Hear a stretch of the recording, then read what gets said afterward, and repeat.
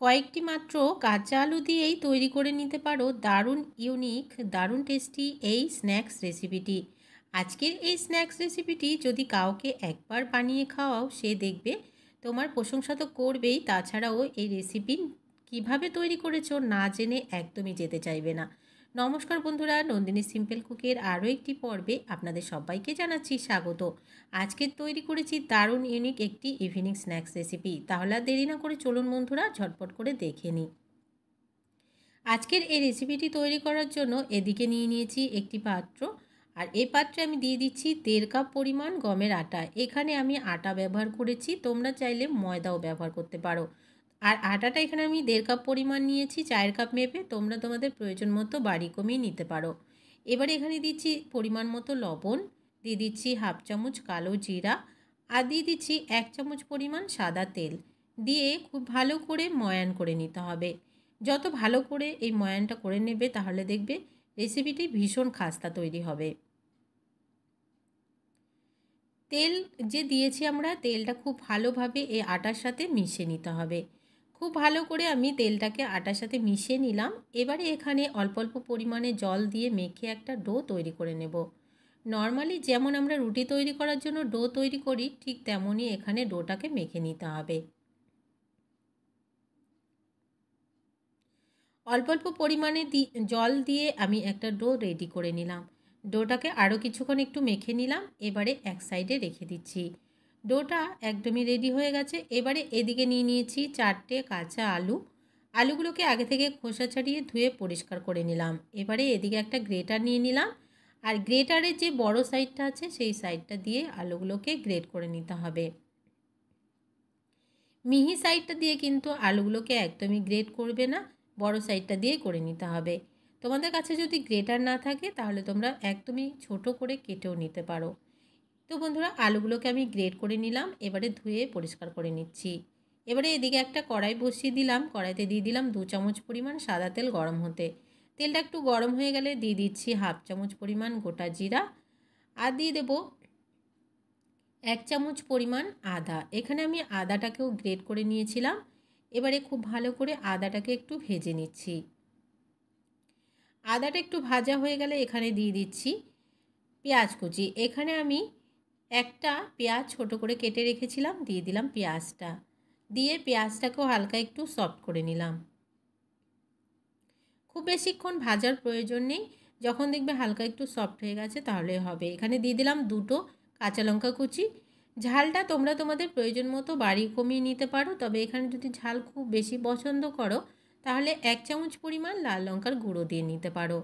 এবারে দিয়ে দিচ্ছি গ্রেট করে রাখা আলুটা। আলুটাকে খুব ভালো করে জল ঝরিয়ে নিতে হবে, তারপরে ব্যবহার করতে হবে। আলুটা দিয়ে খুব ভালো করে একটু নাড়াচাড়া দিয়ে ভেজে নিচ্ছি। আলুটাকে দিয়ে কিছুক্ষণ নাড়াচাড়া করে একটু সফট করে নিলাম। আলুটা যখন দেখবে এরকম হালকা সফট হয়ে গেছে, এখানে কিছু মশলা দিয়ে নিতে হবে। দিয়ে দিচ্ছি পরিমাণ মতো লবণ, দিয়ে দিচ্ছি হাফ চামচ পরিমাণ হলুদের গুঁড়ো, আর দিয়ে দিচ্ছি হাফ চামচ পরিমাণ ভাজা জিরার গুঁড়ো। এখানে আমি আগে থেকে শুকনো খোলায় জিরা ভেজে রেখেছিলাম, গোটা জিরা ভেজে গুঁড়ো করে নিয়েছিলাম। আর দিয়ে দিচ্ছি বেশ খানিকটা ধনেপাতা কুচি। দিয়ে খুব ভালো করে এই সমস্ত কিছুকে আলুর সাথে মিশিয়ে নিতে হবে, আর আলুটাকেও আরও কিছুক্ষণ একটু রান্না করে নিতে হবে। এই রেসিপিটি একবার হলেও এভাবে বানিয়ে দেখতে পারো। আশা করছি আজকের রেসিপি তোমাদের সবার ভীষণ ভালো লাগবে। যদি ভালো লাগে একটা লাইক করতে ভুলো না বন্ধুরা। এবারে দেখো আলুটাও ভীষণ ভালোভাবে সফট হয়ে গেছে। নামিয়ে গ্যাসের ফ্লেমটাকে বন্ধ করে দিচ্ছি আর ঠান্ডা করে নিচ্ছি। এবারে এদিকে যে ডোটা রেডি করে রেখেছিলাম, সেই ডো থেকে ছোট ছোট করে কয়েকটি লেচি কেটে নিচ্ছি। এখানে রুটি তৈরি করার জন্য আমরা যতটা আটা ব্যবহার করি, বলগুলো ব্যবহার করি, ঠিক তার থেকে একটু ছোট করে এই বলগুলোকে তৈরি করে নিতে হবে। সবগুলো লেচি আমি কেটে নিলাম। এবারে একটা হাতে নিয়ে একটু গোল বল তৈরি করে নিচ্ছি প্রথমে। এবারে এদিকে একটা কিচেন বোর্ডের উপরে নিয়ে নিলাম, আর অল্প পরিমাণে একটু আটা ছড়িয়ে দিয়ে একটা রুটি তৈরি করে নেব। তবে খেয়াল রাখবে এই রুটিগুলো কিন্তু একদমই পাতলা তৈরি করতে হবে, মোটা যেন কোনো অংশে না হয়, তাহলে কিন্তু কাঁচা থেকে যাবে, একদমই ভালোভাবে সেদ্ধ হবে না।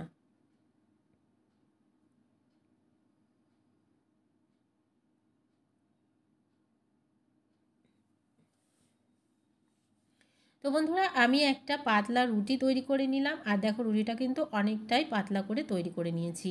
এবারে যে পুরটা রেডি করে রেখেছিলাম সেই পুরটা ওপর দিকে এক সাইডে দিয়ে দিচ্ছি। আমি উপর দিকে দিলাম যাতে তৈরি করতে সুবিধা হয়।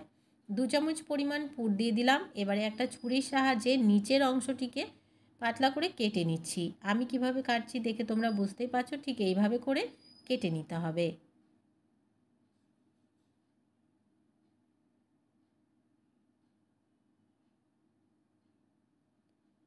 তো বন্ধুরা আরেক দিকটাতে আমি ছুরি দিয়ে কেটে নিলাম।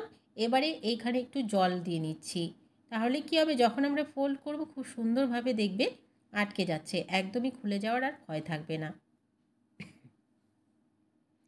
এবারে অপর দিক থেকে ফোল্ড করে দিচ্ছি। দেখো বন্ধুরা ফোল্ড করে দেওয়ার পরে কিন্তু খুব সুন্দরভাবে ফোল্ড হয়ে গেছে আর খুব সুন্দরভাবে চিপকেও গেছে, আর কিন্তু খুলে যাওয়ারও ভয় থাকবে না। তো দেখো কত সুন্দরভাবে একটা রেডি করে নেওয়া হয়ে গেছে। এভাবে করে বাকি সবগুলোকে রেডি করে নেব। এগুলো যখন আমরা ভাজবো তখন কিন্তু এগুলো একটাও খুলে যাবে না। কয়েকটি আমি এভাবে করে তৈরি করে নিলাম, আর কত সুন্দর একটা ডিজাইনও তৈরি হয়ে গেল। এবারে এদিকে একটা ফ্রাইং প্যানে তেল গরম হতে দিয়ে দিয়েছিলাম। এই তেলে আমি এক এক করে সবগুলোকে ছেড়ে দিচ্ছি। একসাথে আমি 4টি দিয়ে দিচ্ছি, যেহেতু অনেকটাই জায়গা আছে। আর এই সময় গ্যাসের ফ্লেমটাকে কিন্তু একদমই লোতে রাখবে, না হলে এগুলো খুব তাড়াতাড়ি ভাজা হয়ে যাবে উপরের দিকটা, আর ভেতর দিকটা কাঁচা থেকে যাবে। যেহেতু আমরা এখানে আটা ব্যবহার করেছি, আটা কিন্তু খুব তাড়াতাড়ি পুড়ে যায়। এবারে ওপর দিকটাতে একটু তেল ছড়িয়ে দেব, তাহলে কি হবে, আরও খুব সুন্দরভাবে আটকে যাবে, আর একদমই উল্টে যখন দিয়ে ভাজবো তখন একদমই খুলে যাবে না। ওই পাশটা যখন দেখবে হালকা একটু ব্রাউন হয়ে গেছে উল্টে দিতে হবে, আর অপর পাশটাকেও ঠিক একইভাবে ভেজে নিতে হবে। গ্যাসের ফ্লেমটাকে আমি একদমই লোতে রেখে সবগুলোকেই ভেজে নিচ্ছি। ভীষণই ক্রিস্পি হয়, ভীষণই খাস্তা হয়, একবার হলো বানিয়ে দেখতে পারো। তো দেখো এগুলোকে খুব সুন্দর করে ভেজে নিলাম, কতটা লোভনীয় দেখতে হয়েছে, আর ডিজাইনগুলোও কত সুন্দর দেখা যাচ্ছে, দেখে বুঝতেই পারছো। আর খুব সুন্দর করে কিন্তু ভাজা হয়ে গেছে। এগুলোকে নামিয়ে নেব আর বাকিগুলোকেও ভেজে নেব। তো বন্ধুরা সবগুলো রেসিপি তৈরি করে নেওয়া হয়ে গেছে, নামিয়ে আমি সার্ভ করে দিলাম। সস বা চাটনির সাথে এই রেসিপিটি সার্ভ করো, খেতে দারুণ লাগে, বাচ্চারাও ভীষণ পছন্দ করবে। আশা করছি আজকের রেসিপিটি ভালো লেগেছে। আজকের রেসিপি ভালো লাগলে একটা লাইক করার অনুরোধ রইল, অনেক অনেক শেয়ার করে দেওয়ার অনুরোধ রইল। নতুন বন্ধু আমার চ্যানেলে নতুন এসে থাকলে আমার চ্যানেলটিকে সাবস্ক্রাইব করে পাশে থাকা বেল আইকনটাকে প্রেস করে অল বাটনে ক্লিক করতে ভুলবে না, এই ধরনের রান্নার নোটিফিকেশানগুলো সবার আগে তোমাদের কাছে পৌঁছে যাওয়ার জন্য। আর আজকের রেসিপিটি কেমন লাগলো অবশ্যই কমেন্টস করে জানাতে কিন্তু ভুলবে না বন্ধুরা। আজকের মতন এখানে শেষ করছি, দেখা হচ্ছে পরবর্তী রেসিপিতে। ততক্ষণ পর্যন্ত সবাই ভালো থাকবে, নিজের খেয়াল রাখবে। আজকের মতন টাটা।